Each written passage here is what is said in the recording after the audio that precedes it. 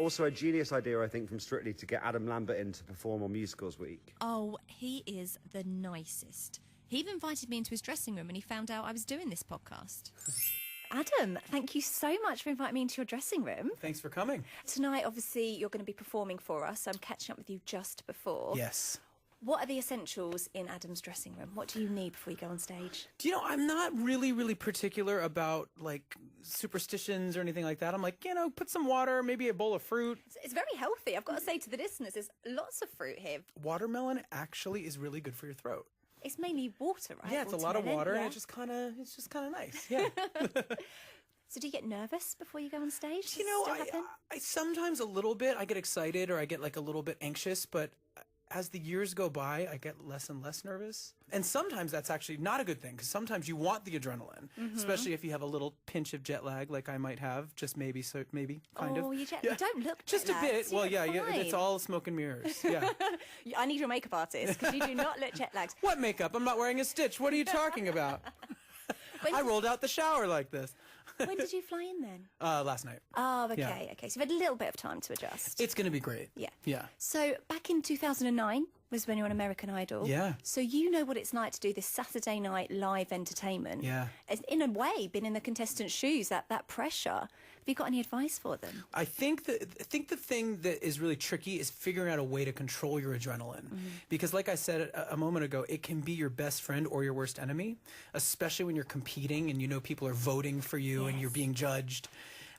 It's tricky, but once you sort of get the hang of it, it can be a really good tool to kind of make a performance pop. Yes. It can turn a performance into just a solid performance.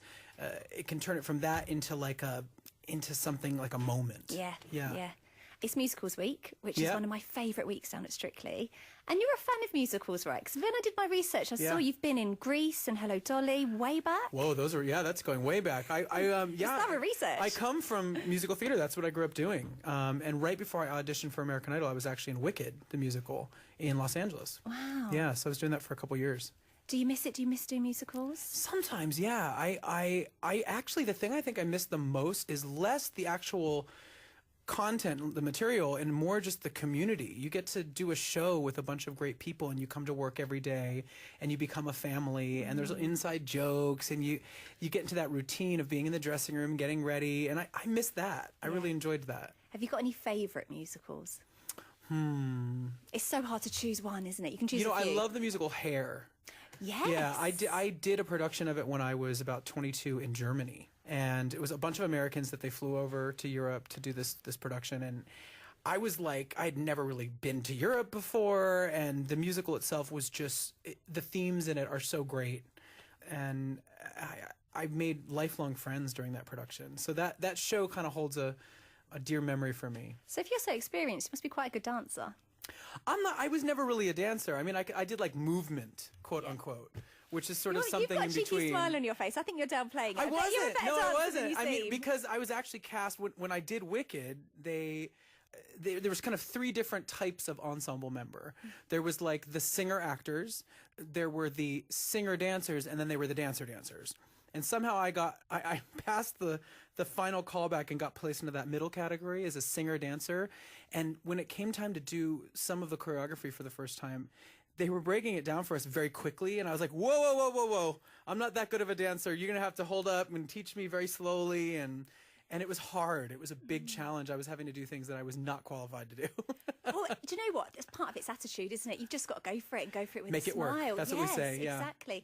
So you've had quite a varied career. Yeah. Would you be tempted to do something like learning ballroom and tango and jazz? No, I've never really thought about it. I'm a big fan of these shows. I think they're amazing.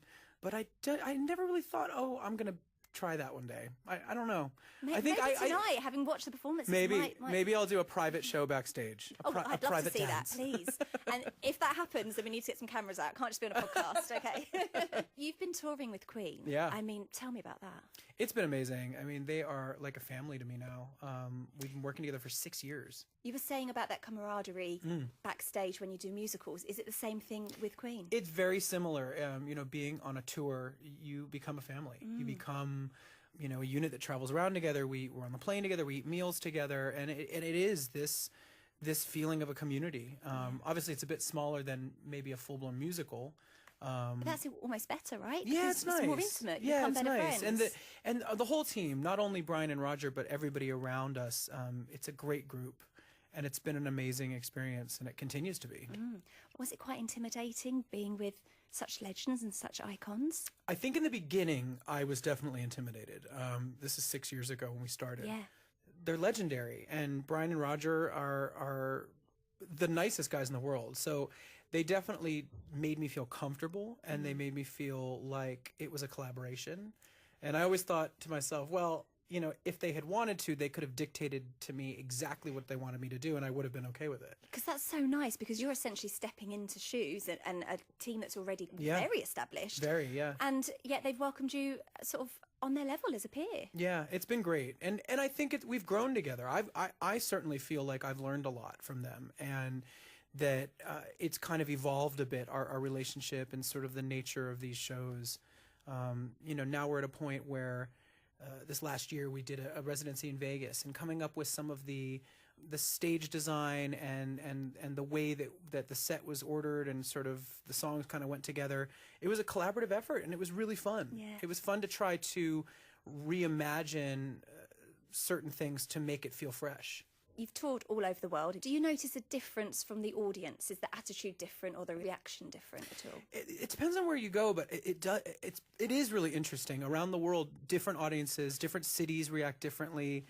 For example, here in the UK, when we're up north, the audiences are wild. I mean, they are loud, and they sing along, and they're really energized, and it's really fun. We come to London, and people are loving the show, but they're a bit more reserved about it. They're a bit quieter. Bit more legs Very crossed. proper. Yes, a little more prim. Yeah, but we can tell they're loving it, but it's different, you know? And it's the same like if we go to like Italy, for example. The singing is, they sing so much of the show with us that that you can just stop and point the mic at them and they can take a whole chorus. That must happen a lot with some of the songs you're performing, right? Queen songs. You must throw the mic out there and everyone just bursts into song. They're iconic. Yeah. I mean, these songs, I have friends that have seen our shows around the world who maybe it's their first time seeing it, and they're not necessarily a diehard Queen fan, but they're coming to support their friend Adam. And they come and they go, I didn't know I knew so many Queen songs. Yes. I didn't realize that was a Queen song or that was a Queen song. And I think that's an amazing testament to the music they've created, that these songs precede the name of the band. And you know, crazy. it's generations. I'm sure at your concerts you see people of all ages. You know, It's nuts, yeah. Yeah. We see people that probably came to the concerts the first time around in the 70s and the 80s, and then you see their kids, and then you see their kids. Yeah. So it's like 3 generations sometimes in like one row. It's amazing. Yeah, it's crazy. The Strictly audience don't normally get on their feet for performances because they are very proper. But if anyone's to do it tonight, I think it might be you. You're I'll definitely try. going to have an amazing reaction. So Don't hold me to it, but I'll try. There'll be some serious foot tapping going on at the very least. Oh, good. So I hope you enjoy it, and thank you so much for joining us. Thank you so much.